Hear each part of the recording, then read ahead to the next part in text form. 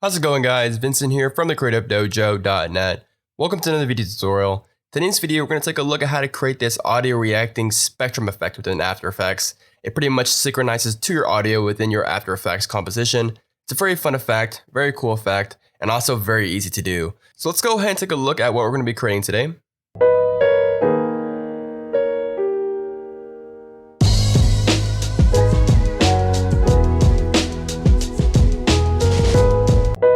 So as you guys can see, we have the kind of particles reacting here, and we have some audio waveforms. A lot of the stuff can be done within the After Effects built-in tools. The spectrums can. The particles can kind of be done using CC Particle World, but in this case, you'll need Trapcode Particular to follow this tutorial. But a lot of it can apply to CC Particle World.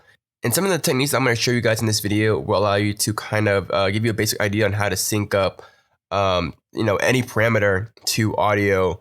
Specifically the audio amplitude. Now, you won't need sound keys, you won't need anything, but if you want to create these kind of nice long streaks, you'll need Trapcode Particular. But other than that, you can create everything within the built-in tools here. So we'll take a look at how to create this. I have a blank composition here with my audio track already in place.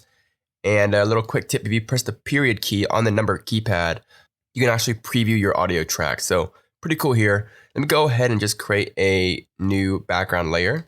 Call this BG. I'm going to move a little bit fast because it's kind of a lot to cover here. I'm going to apply a 4-color gradient.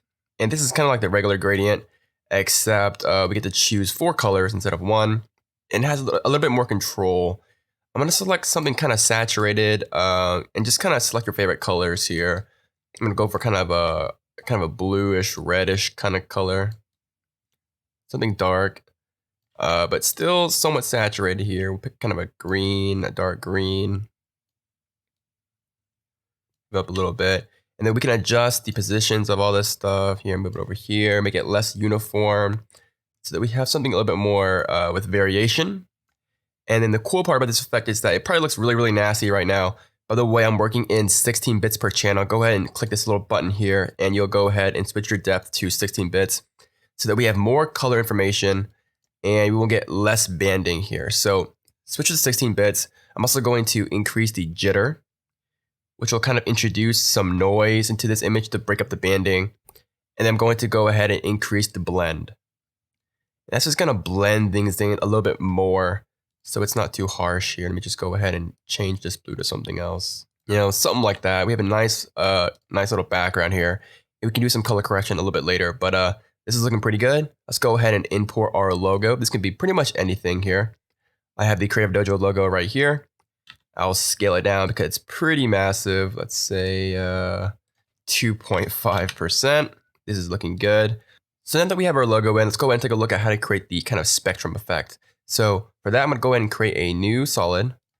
We'll call this a large spectrum. Hit OK. Go to Effect, Generate. It's a cool effect called Audio Spectrum. And this does a lot of the work for us. So right off the bat, as you can see, we need to select our audio layer. In that case, it's our audio layer. And as we scrub through it, you can see that it reacts to our audio just fine. And there's a lot of controls that you can adjust to kind of customize the look here. So for an example, I'm going to go ahead and increase the number of bands, the frequency bands. So we have more kind of digital banding here so we can see what's going on. We can also go ahead and adjust the color here. So what I'm going to do is I'm going to select kind of like a red color. And then for the outside color, maybe select some blue. And let's go ahead and increase the hue interpolation. It's going to randomize some of this stuff up a little bit. So we get some nice variation in color. And right off the bat, the spectrums are kind of very small. As you can see here, we can actually increase the height, the maximum height of the band. So it kind of extends a lot larger here. And right off the bat, you're going to see that you can actually create some very interesting effects using this effect right here. We have control over the thickness of things. We can actually offset the spectrum a little bit to the audio. We also have some interesting options, including the display options. So for an example, we have the digital, the analog lines, which is kind of like your radio waveforms kind of thing here. And then we also have the digital dots or analog dots. And this is kind of like your classic mixer kind of thing. And you can create some pretty cool things that way. You can also show just the top or the bottom or both of the spectrum here. So it's pretty cool. You have a lot of options there. You also have options to control your frequencies. So as some of you guys may know, audio or sound is kind of split up into frequencies here. So we can control what frequencies are being shown in this spectrum here. So for an example, if we set it to maybe like a low range, you're going to get mostly the bass. This is going to be mostly the bass of the audio here. And then if we extend the range to like, 2000, you're going to get the whole spectrum of mids, highs, lows, everything like that. So just something to keep in mind here. So for the effect that I'm going to create, I'm going to go ahead and use a mask. So I'm going to go to select my large spectrum. Select the elliptical mask tool here. If you don't see this, go ahead and hold and click and hit the elliptical tool.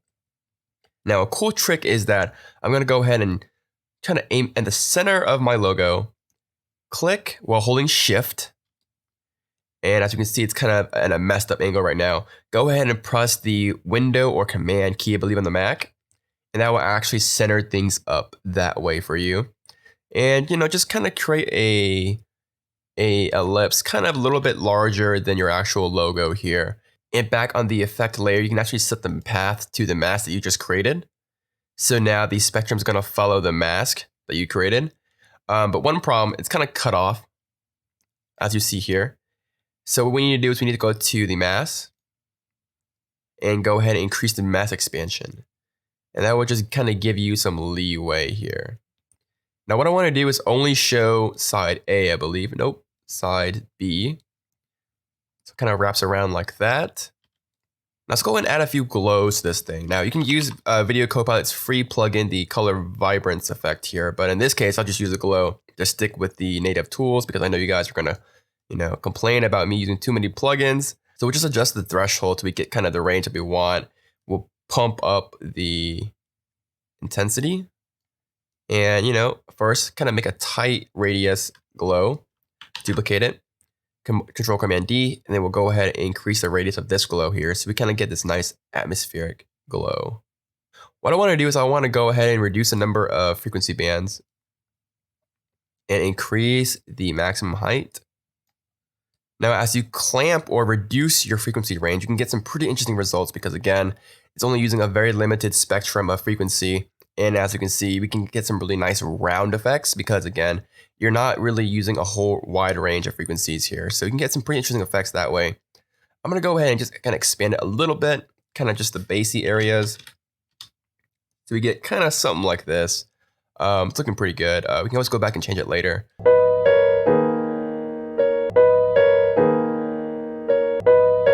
So it kind of reacts. I'll bump it up to 50 so it's not too low. I'm going to go ahead and duplicate this. And this time we're going to use a smaller mask. So I'm going to hit MM to reveal the mask, delete it. And we'll go ahead and create a mask size, same way as before, but the exact same size as the logo here. So we can click and hold down Shift and then press the Command or Window button and kind of create a mask right around the logo, somewhere like that. We'll set the mask path to the mask one that we just created. And again, we'll expand the mask so they won't clip anything. And we'll call this small spectrum. And we'll go ahead and play around with this. We will go ahead and hit the duration average. Let me just solo this later for a bit. Solo the small spectrum as well as the background and the logo. So what I want to do is I want to go ahead and first of all, lower down the height. This is the smaller one. We'll also do the duration average. It's going to kind of average the whole spectrum out here. As you can see. Something like that. It's more averaged out. Maybe increase the height a little bit. And just scrub through it and see what it looks like here. It's a pretty nice effect. And we'll reduce the number of frequency bands. Something like that. So it kind of just glows around the logo a little bit. Something like that. And if we unsolo everything and just see everything, you get this nice effect. Now the blending modes are kind of messed up, so go ahead and toggle the switches and change the blending modes of both of them from normal to add. So it kind of adds and blends in together a little bit nicer like that. And just like that, we have a nice little spectrum effect. Now, to actually get the audio reaction for the particle, it's a little bit more complicated because Particular doesn't have a built-in audio reaction feature. So we're going to have to generate kind of a pseudo way of doing it. And this is a very useful way because you can apply it to pretty much any parameter here. So let's go ahead and get started here. For this, you need Trapcode Particular, like I said before. But let's go ahead and right click and go to Keyframe Assistant and convert audio to keyframes. And what that's going to do is it's going to create a few sliders here. As you can see, we have all these sliders. And basically, it's created a keyframe slider that is mapped to the amplitude of the left channel, the right channel, and both channels. So usually I'm gonna go ahead and delete the right and left channels. We just want the both channels amplitude. And this is how loud or the amplitude of the audio levels in your track here. So it doesn't really move, it's just a value slider here. So as you can see, if I scrub through it, the value actually changes here. So we can actually use this information to map certain things. So for an example, in particular, I'm gonna go ahead and create a new particles layer. And by the way, this is a third-party plugin. You won't have this by default. You need to get it over at Red Giant Software. It's a pretty useful and very, very powerful particle system for After Effects here. And we don't need to do much. We need to go into the particles per second, bump it up to like 125. And basically, we want to map the velocity to the audio amplitude. So, you know, when it's not really doing anything, when it's not really loud, I don't want to see any velocity. But when it's very, very, very loud or kind of like a beat, I want it to kind of explode particles. So that's controlled by the velocity or the speed of the particles here. So we want to map to that. And we'll do it with a quick little expression. I'm going to go ahead and show the slider here. We'll close that up.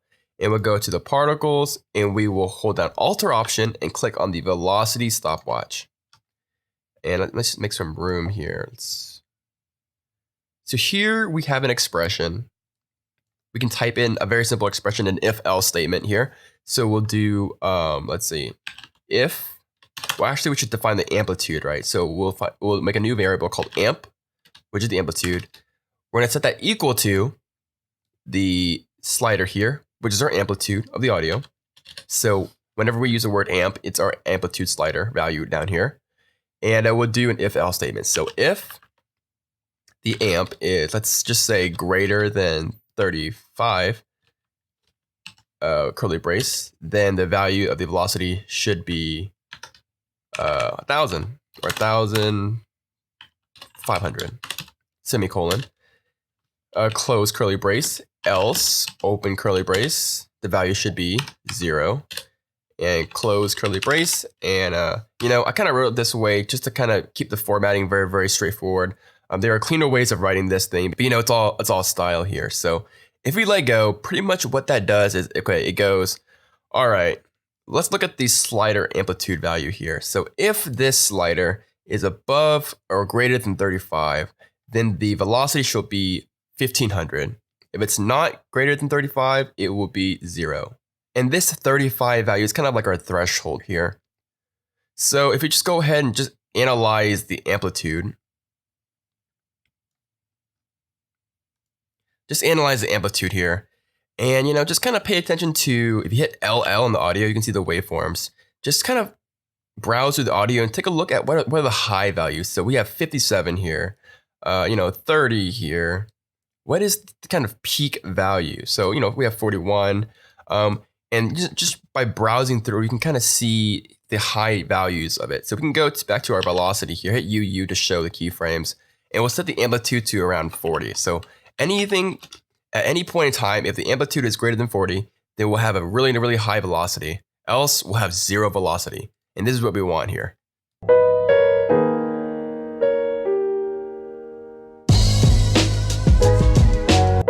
So as you can see, it kind of reacts to the audio already. This is pretty good. You can always tweak this setting if you want. It's very straightforward here. Let's go ahead and do a little bit more. So right now the particles look kind of like crap. So what we need to do is we need to create a trail of particles, and we can do that using the auxiliary system of Particular here. And pretty much that means it's going to emit particles from the main particle. So we'll set the emit to continuous. So it's going to continuously create particles. We're going to increase or decrease the life to 0.25. And we're also going to increase the number of particles per second until you kind of get like a solid line here. And we'll go into the color over life. And we'll change the front color to kind of like this kind of pinkish color to kind of match our spectrum. The yellow is fine. The green, maybe we want to make it a little bit more teal like that. We'll kind of compress it together as well. Just kind of tweak around with it. You're going to see that you get these really nice particles. We'll set the blending mode of everything to add, as well as the blending mode for this particular system here. So we'll set it to add. And let's see here. We can go ahead and increase the opacity from 50 to 100%. And we'll also decrease the size to around, let's say 3. Or maybe 3.5. And we'll go ahead and increase the number of particles per second.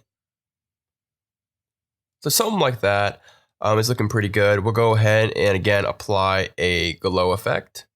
Once again, we'll make a kind of a tighter glow to kind of encompass just the hot areas. We'll duplicate it. And we will increase the radius a little bit, decrease the intensity. We also want to put this particle layers underneath everything, including our logo. So it's from behind. So we get something like this, and then everything kind of explodes and pops. Something like that. We'll also go to the main particles here, and we'll adjust the size to maybe around 4, so it's a little bit smaller. And we'll also go ahead and play with the color random just slightly. And then we'll also, let's see here, transfer mode, set it to add. And if you wanted to, we can go ahead and, actually we just need to go to the opacity over life and kind of create this slow fade off here. So it kind of just fades away when it dies. And then for the physics, if you wanted to, you can create kind of this lightning effect by going to the air, going to the turbulence field and increasing the effect position. And that will give you kind of like a swirly lightning effect here if you wanted to go with that. So it's a pretty easy effect here. So before I add the finishing touches to this thing, I want to go ahead and thank our sponsors over at Squarespace for sponsoring today's video. Squarespace is the place to be if you want to create an awesome website for your business, store, or portfolio. They have tons of great themes to choose from, professionally crafted, very well designed. It's very, very easy to customize with their live preview editor. So you can pretty much build a website with no coding experience. It's very easy. They have awesome 24-hour support, and starting for just $10 a month, you can get your website up and running right now. Best of all, if you use the promo code DOJO at checkout, you can actually save 10% off your order and support the dojo. Squarespace, everything you need to create an awesome website. So one last thing I'm going to do is I'm going to add a nice kind of pulsing glow in the center here. So I'm going to go ahead and go to the large spectrum, duplicate that. We'll put this underneath the particles layer, call this glow.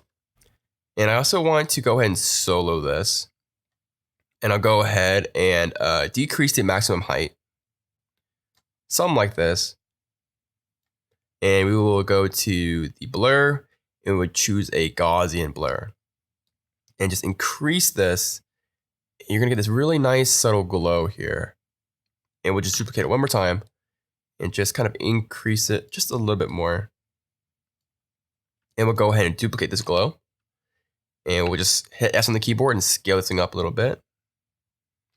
And we'll play around with the opacities of the glow, which is kind of, so it's a nice glow. And we'll just go ahead and increase it just a little bit more. And make sure that the Gaussian blur is before the glow. We don't want it to glow beforehand and then blur it out. Something like that. We'll unsolo. And we'll just check it out. So you kind of have this nice kind of pulsing glow around everything. And it just kind of adds another dimension to it. May want to just blur this out just a little bit more. So overall, you get this really nice glowing aura, kind of a nice kind of glow. It kind of adds a nice little variation to it. And of course, we can also enable motion blur for the composition. And then enable motion blur for the particles. And then one last thing I did in the original example was I actually applied a third-party effect, I believe, from Red Giant Universe here. I'm going to call this chromatic. And go to Effect, and go to Distort, and use the Universe Chromatic Aberration effect. Again, this is a third-party effect. You won't have this by default. You can achieve something very, very similar using my Dojo glitch script here. So I'll go ahead and turn down or turn off the texture. Leave it at default, looks pretty good. We'll also create a color grade layer here, so adjustment layer. This is my Dojo Toolkit script, which you can get over at thecreativedojo.net. We'll create an adjustment layer and we'll play around with the curves here. We'll add a little bit of contrast, something like that, just to kind of make the colors pop a little bit. And then maybe increase the shadows a little bit. We'll also go to the blue channel. We'll kind of up that a little bit and then crank it down. We'll go to the red channel and kind of increase the red channel's shadows as well. And then bring that down. And then we'll go to the green channel. We'll bump up the greens in the mids and highs a little bit and decrease it in the lows. Lastly, we'll go ahead and apply a grain effect, which just uses the regular grain effect within After Effects. That will kind of add a nice organic grain to everything to kind of even it out and reduce additional bending. And of course, you can do a lot more with this. You can actually, use Trapcode 4. We can, map pretty much any parameter using the slider and the if-else statement here as a threshold. You can do a lot more, but in this case, I think this is looking okay. You can add optical flares. You can do some nice particle work, but this is looking pretty good. Let's go and take a quick RAM preview and check it out.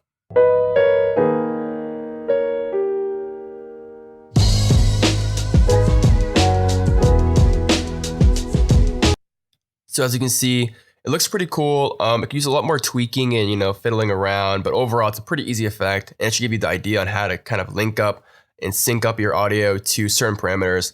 The expression that we used was for one-dimensional stuff like velocity or height or something like that.